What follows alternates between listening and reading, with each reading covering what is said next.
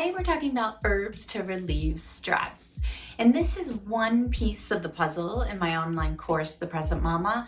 And we talk about how we need more than nervine. So a nervine is a category of herbs that help calm your nervous system. Think of adding chamomile or valerian root, right? And you may notice it's not helping you, or it's making your stress worse even. So why don't they work? Because we're missing a valuable piece, which are the adaptogens.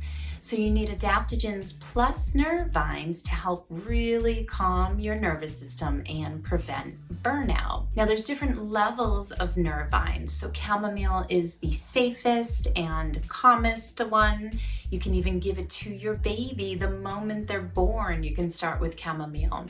And then there's stronger nervines like kava kava or valerian root, and kava kava is not safe while breastfeeding. So notice there's a spectrum of safe and easy, simple, and then there's stronger. So not as strong and stronger, we could say, for nervines. So we're going to start with the adaptogens first. There are two adaptogens that are safe while breastfeeding. Number one is called ashwagandha, which you may have heard of it already. I have several videos on it. It's become quite popular because it is a level 1 or safe while breastfeeding. So how do you consume ashwagandha? Well, you can consume it several ways, and I go over it in one of my recent videos. I'll leave the link below, the 3 ways you can use ashwagandha. But typically I like to use it in a tincture format. So you would purchase the tincture, which could have alcohol in it, keep that in mind just a little bit, or you could seek out a glycerin tincture of ashwagandha. You would take about 20 drops of that tincture in a 1/4 cup of water and consume it, and that's how you could try to use ashwagandha. Additionally, you could use it as a supplement, purchase it as a supplement, or as a powder form. Traditionally, it was used as a powder form. So let me know if you've tried ashwagandha before, or if you're going to try it, and let us know in the comment area below. So the second adaptogen that I love, and it's safe while breastfeeding, it's considered a level 1 safe while breastfeeding, is reishi.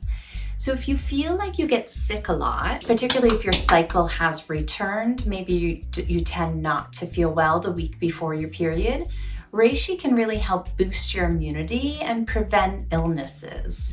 It's also a calming shen and calms your heart. One study showed that chronic stress can raise the risk of viral infections, eventually manifesting in full-blown illness. So try reishi if you're not feeling well, or cold and flu season is upon us and you want to prevent from getting sick. Reishi has a very earthy taste, so they've now been adding them to our coffees. So you can consume it as a powder form, or again, purchase it as a tincture as well to consume it and help boost your immunity all year long. So we're talking about the adaptogen plus nervine formula to help keep you from preventing burnout. So those are the 2 adaptogens that are safe while breastfeeding, and now there are 6 nervines. How do I know they're safe while breastfeeding? Well, there's not only am I certified through Dr. Aviva Ram, who goes through it in her course, but there are also many books that go through the rating of safety level based on breastfeeding. But of course, always watch for your child's reaction if you are breastfeeding to see if they have any adverse reactions. Number 3 is the milky oat top and stinging nettle combination, which I call the One Daily Tea Blend. So let me explain a little bit. Milky oat tops are the number 1 botanical for your nervous system. But because they are a bit thick, you do want to steep them for about 4 hours.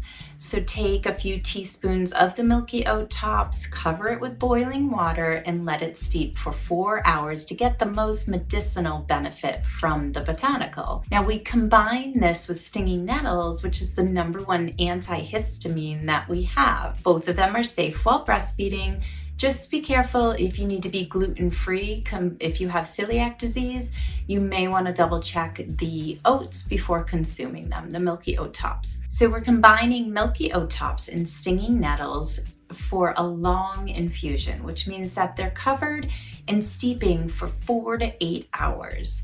You're consuming this every day to help fill your body and nourish your body with many vitamins and minerals. I've had a client, I keep sharing her story because it's so amazing. She was struggling with heart palpitations, and all she added in was stinging nettles twice a day, and she no longer has heart palpitations. So that is the power of botanicals, that they are filling your body, filling the nutrient gap with these vitamins and minerals. So these herbs, the third and fourth one is milky oat tops and stinging nettles together for the 1 daily tea blend. Now you can take a tincture for them, but I do prefer them in the tea format, and do so most days of the week if you're struggling with anxiety and depression. There is a popular lactation tea called Milkmaid, and they do have stinging nettles in their blend as well. So that's a fast, easy way to get those stinging nettles into your diet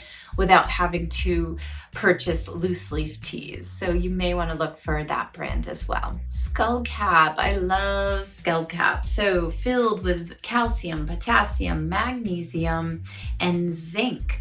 Healthy for our immune system and for our nervous system. It's a great remedy if you're struggling with trauma or grief, and it's not very sedating, so you can take it during the day. You can add it to your 1 daily tea blend. So that 1 daily tea blend is really the base of your teas, and then you can add in other things to your teas to make a complete tea. We should go over that one day, how to make a tea at home, but really that's the base, is the milky oat and the stinging nettles.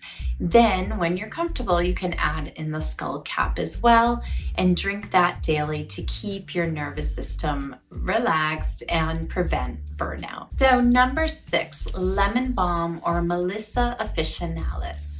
Known to make you happy. It's a gladdening herb. You'll notice the moment you have a cup of lemon balm tea that you all of a sudden feel good. You feel happy. So this is a nice blend to add to your tea or to just consume on its own. It's considered a level 1, level 2 safe while breastfeeding. I do prefer it as a tea blend because it is so beautiful, but you can certainly use it as a tincture as well. Number 7, motherwort. Motherwort, have you heard of motherwort? So it's the best remedy for heart palpitations and to calm you down. So if you happen to have a panic attack, make sure you have motherwort around to help guide you. It is very, very bitter, so consuming too much of it may give you a bellyache. You may want to consume it with other herbs to help reduce the bitterness. I also do prefer it as a tincture due to that bitterness. So motherwort is great for women of all ages, particularly if you're struggling with heart palpitations. Taking it as a tincture form will taste better than as tea. Number 8, lavender or Lavandula officinalis is amazing botanical, considered level 1 safe while breastfeeding. You can sprinkle a little bit of it, just a little bit of it, in your daily tea blend to help calm your nervous system. But also it is the number 1 essential oil sold in the world. So just dabbing it on a tissue before bed and breathing it, or dabbing it on your clothing. So when you inhale, you can calmly relax. Putting it in a diffuser is something that people love to do. It's safe for babies and children. So it really is the number 1 essential oil you could have in your home. But as a tea blend, it can be very, very strong. So make sure if you're consuming it as a tea that you're using just a little bit of it. It's more of a complementary botanical rather than consuming as the main source for your tea, your daily tea. Make sure if you are breastfeeding that you wipe off any essential oil if you happen to use it near your breast, just so that your baby's not consuming the essential oil. And infants under 3 months, use caution with essential oils. So my numbers were off a little bit because I had to add in stinging nettles, but here are your 8 botanicals to help really reduce stress and anxiety during the mothering years. Let me know which one you are going to start with, and if you have any questions, make sure you put it in the comment area below. Now, if you're struggling with anxiety, I'd like to invite you to my free challenge. Grab the link below so that we learn how to get to the root cause of anxiety and depression and help you feel like yourself again. I'll see you next week.